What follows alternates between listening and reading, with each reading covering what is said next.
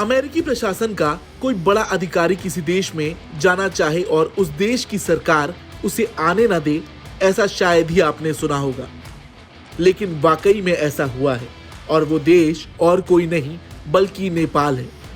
यह बात हजम होने में थोड़ा वक्त जरूर लग सकता है, मगर यह बात सही है कि नेपाल जैसे छोटे से देश ने अमेरिका को साफ मना कर दिया। दरअसल अमेरिकी खुफिया एजेंसी CIA के डायरेक्टर का नेपाल दौरा था। CIA के डायरेक्टर विलियम जे बर्न्स का 2 दिनों का ये दौरा नेपाल में प्रस्तावित था। 15-16 फरवरी को जोसेफ को काठमांडू का दौरा करना था। सारी तैयारियां पूरी कर ली गई थी। हवाई रूट के लिए अनुमति तक ले ली गई थी। नेपाल में किन नेताओं और अधिकारियों से मिलना है, इसके लिए समय तय कर लिया गया था।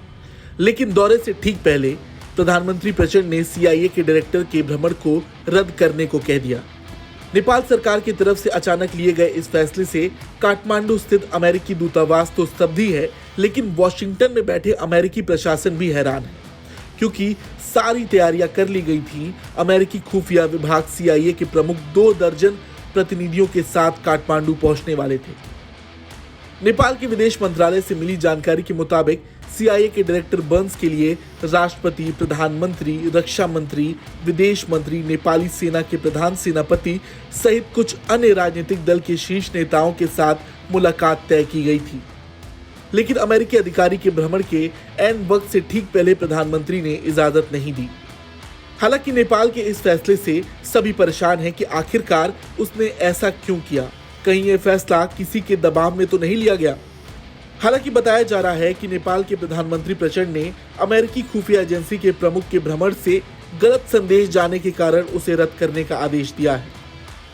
दरअसल नेपाल में इस समय राष्ट्रपति चुनावों की सरगर्मी है। राष्ट्रपति चुनाव को लेकर नेपाल का सत्तारूढ़ गठबंधन टूटने के कगार पर पहुंच चुका है। नेपाल में राजनीतिक परिस्थिति ऐसी बन गई है कि 2 महीने पहले ही बना सत्तारूढ़ गठबंधन किसी भी समय टूट सकता है। ऐसे में नेपाल में विदेशी खुफिया एजेंसी के प्रमुख के दौरे का असर राष्ट्रपति के चुनाव पर पड़ने और उससे काफी आलोचना होने के कारण भ्रमण को रोके जाने की बात PMO की तरफ से कही जा रही है। नेपाल में पिछले 2 महीने में अमेरिकी सरकार के 4 मंत्रियों का दौरा हो चुका है, जिससे नेपाल में अमेरिका हस्तक्षेप के रूप में व्याख्या की जा रही है। नेपाल सरकार के इस फैसले के बाद काठमांडू स्थित अमेरिकी दूतावास स्तब्ध है।